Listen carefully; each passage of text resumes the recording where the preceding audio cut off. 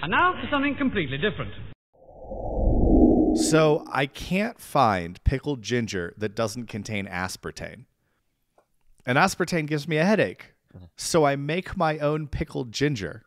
Wait, you guys don't have a pickled ginger outlet? No, I even went to the Asian food market. You would think of all places you could find pickled ginger there. No, all of it has aspartame, and half of it has pink food coloring. So, like me. Exactly. So I make my own now. That's actually why I thought of this, John, is because you're pink and you looked like all the ginger I was trying to buy. Yeah. Anyway, so that makes me what? An 80-year-old at least. I'm pickling my own things now. That's in dog years. Yeah, seems like a pretty old person thing to do. Oh, Dave. All right, Pink Panther, Dave. what do we got today? Dave, this is my, I'm kind of confused color. This is my, this song is really weird. You're like the gender reveal of people. I don't know. Because you're pink. It's a girl, John. So it can't be. So anyway, the thing is with this song, I love the song. This album came out in 1981 from Genesis, is the band. The album came out in 81. It is Abacab, and I've told you before, I've mentioned in other videos, that it is the Abacab tour that I went to. The Abacab album had pop songs on it. This is not one of them. Because Genesis was moving away from, the progressive rock part of them, which is huge for, a handful of albums. And this album is kind of the last two albums, had one song and then three songs were kind of like not progressive. And this one here is a good split, a good healthy dose of pop and progressive. But because the radio station that was played at my workplace was a pop station, I heard the pop songs. And even though I was familiar with Genesis, this was the first time I had Genesis every hour on the hour, because it was a pop hit. And because I liked old Genesis, even though I didn't know that much about it at the time, just what I'd heard on the radio, The Lamb Lies Down on Broadway, stuff like that, I thought, well, look, they're putting out good music. This pop stuff is good. It speaks to me. It breathes my languages.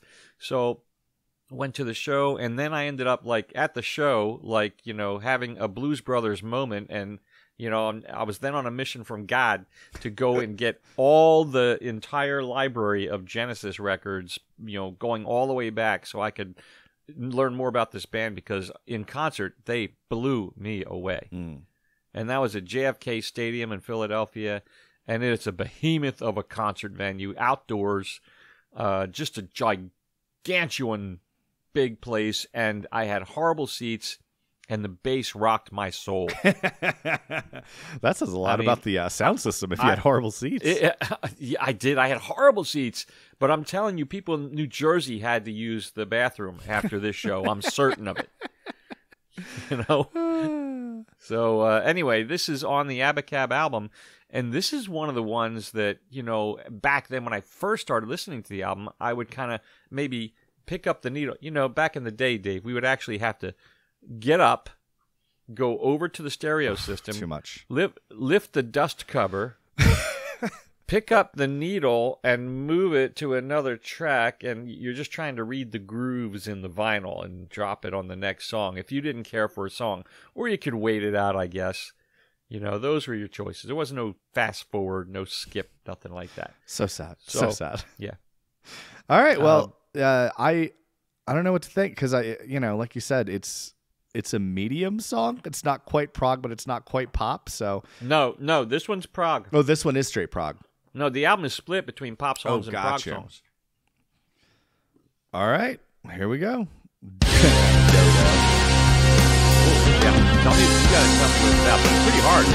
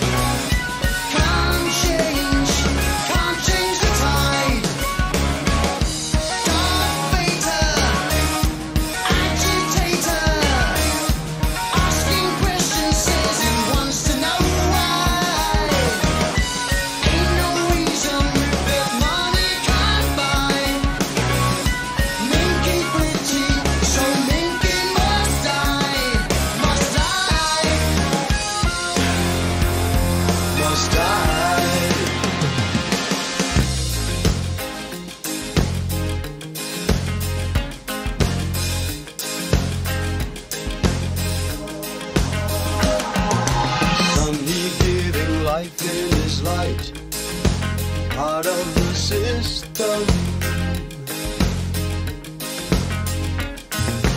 Friend to man, friend to the trees, no friend to the snowman.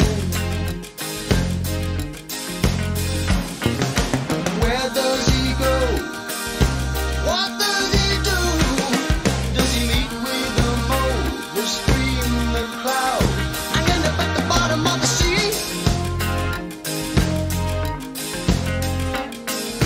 Fishy got a hook in his throat. Fishy got problems. Where does he go? What does he do?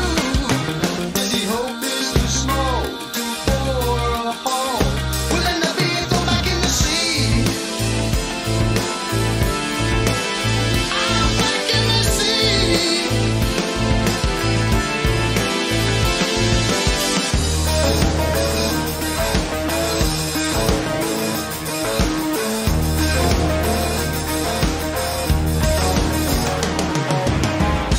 Caretaker, horror movie. Only one eye, only needs one boot. Sweet lady, she knows she looks good. Vacuum coming for the bright and new fruit. Big noise, black smoke. So big-headed, couldn't see the joke. But it ain't funny, watch the fly on the wall. It's only living, it don't matter at all. At all.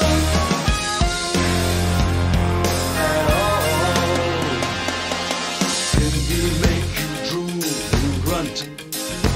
He got an answer.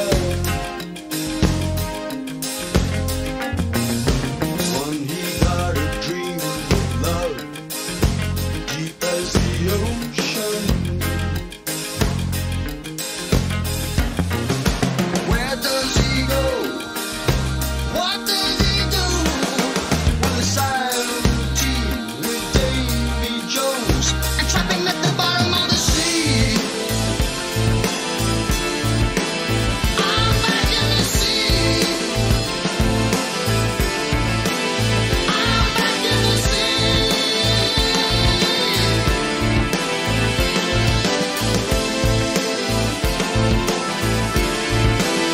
I'm back in the sea.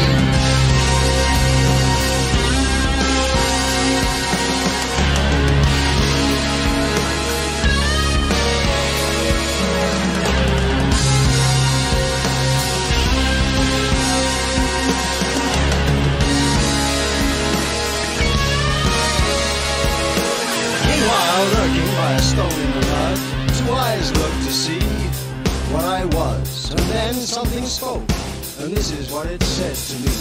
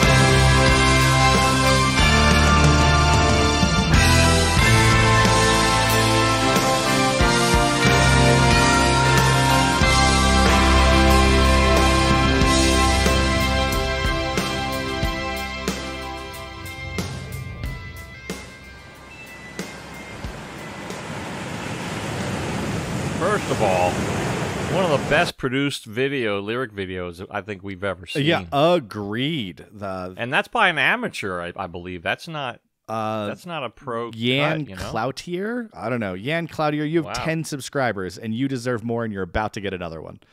Yeah. Wow, that was good. That was excellently done.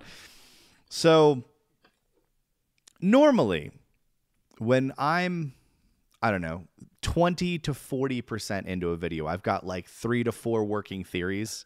And then when I hit like 70 to 80% through a video, I like start to narrow it down, to a couple of my theories, or throw out all 4 of them, get 2 new theories.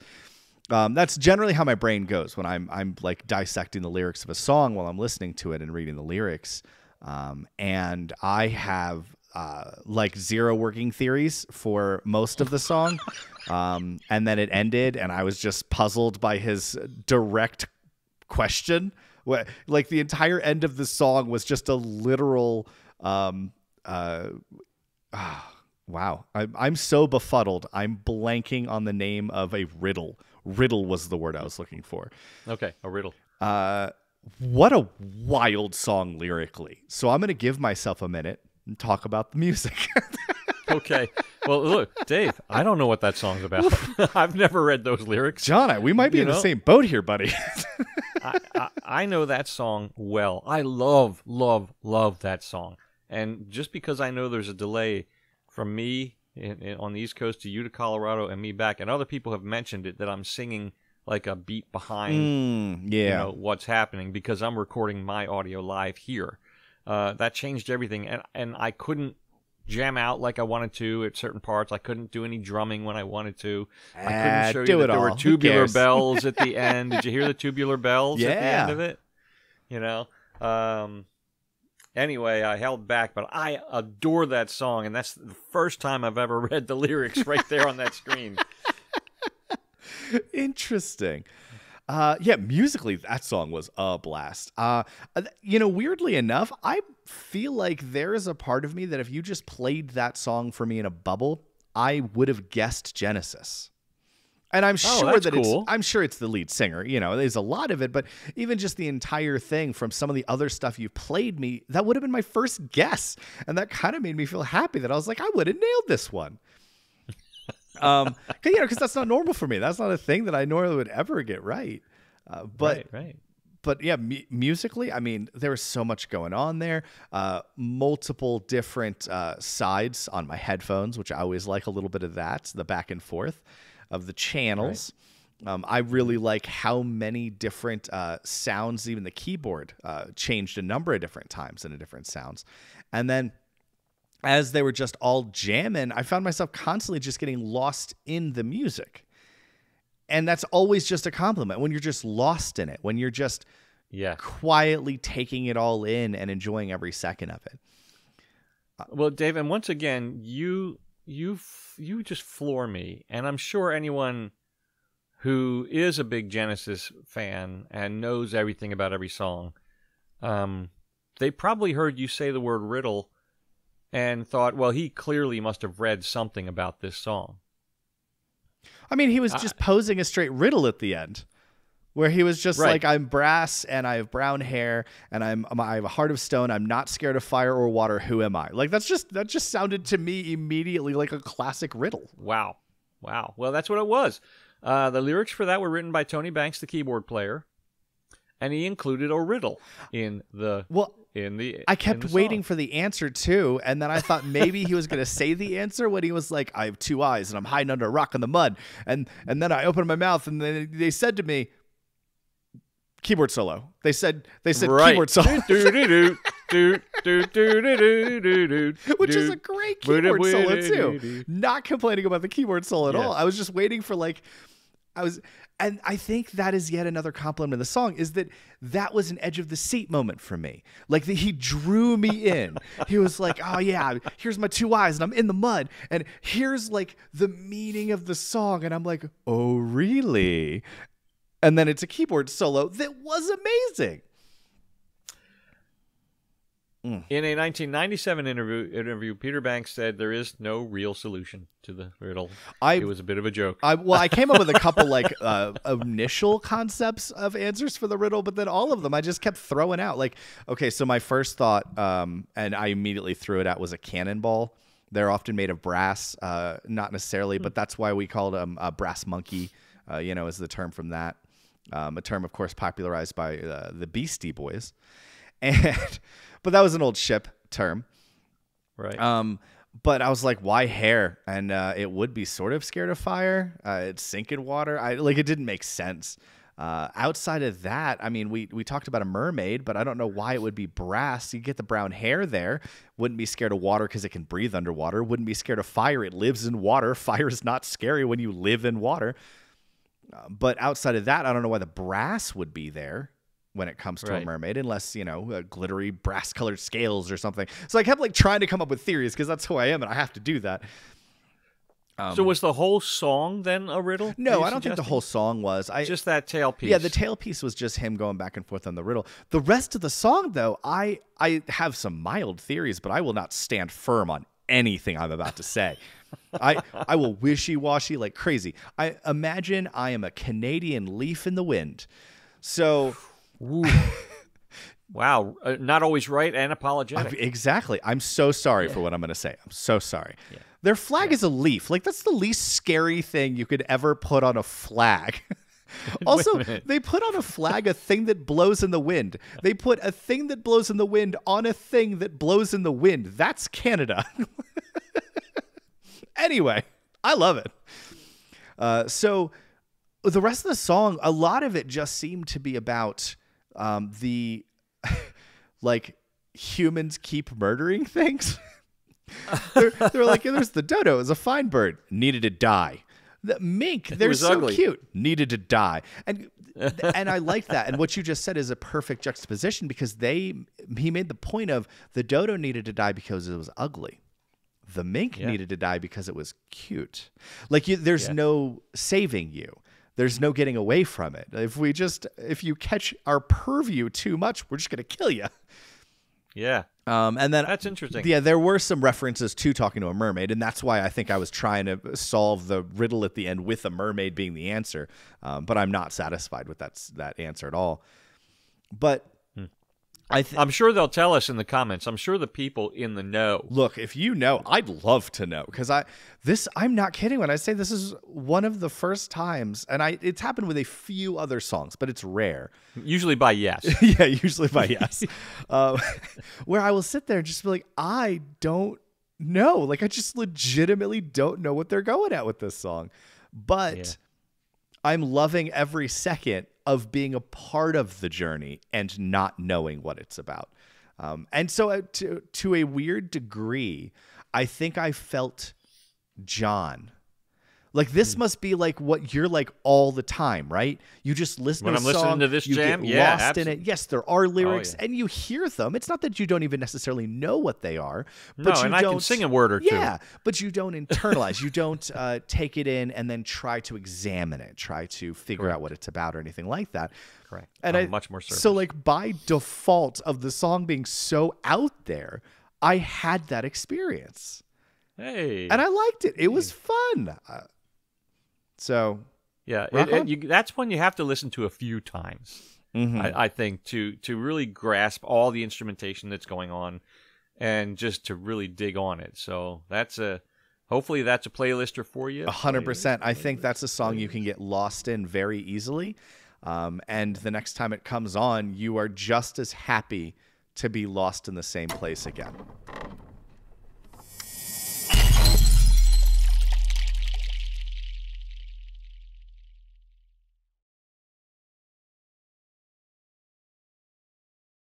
That's the end?